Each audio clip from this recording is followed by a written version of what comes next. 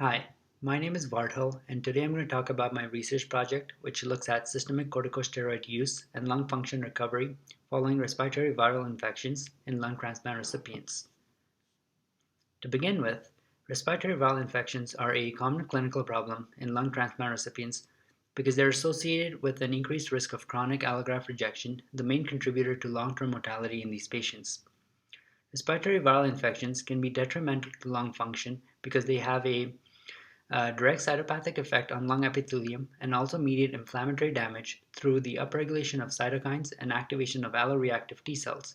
For management, alongside the indicated antivirals, systemic corticosteroids are sometimes used for respiratory viral infections to treat the associated inflammation, but evidence for this is limited.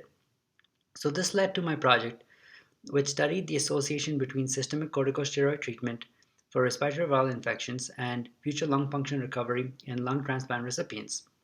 This was a retrospective cohort study of all adult lung transplant recipients diagnosed with respiratory viral infections between 2017 and 2019.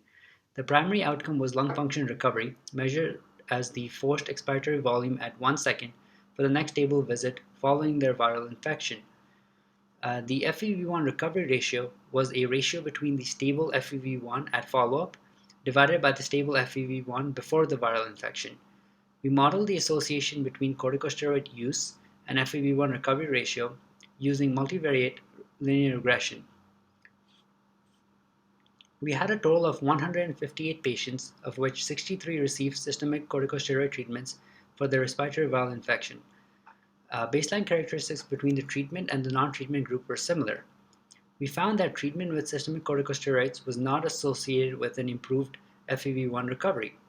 The unadjusted p-value was 0.37 and the adjusted p-value was approximately 0.44, both of which were not significant, suggesting that there was no difference in recovery between the steroid-treated and non-treated groups, even after adjusting for some key variables such as lung function, severity at presentation, chronic lung allograft dysfunction, and some key patient characteristics such as age, gender, and transplant type. Given the focus of the study was on the future lung function recovery, the study's insights into corticosteroids' acute effects is limited. A more definitive study would feature treatment randomization to fully account for disease severity discrepancies. Thank you for listening.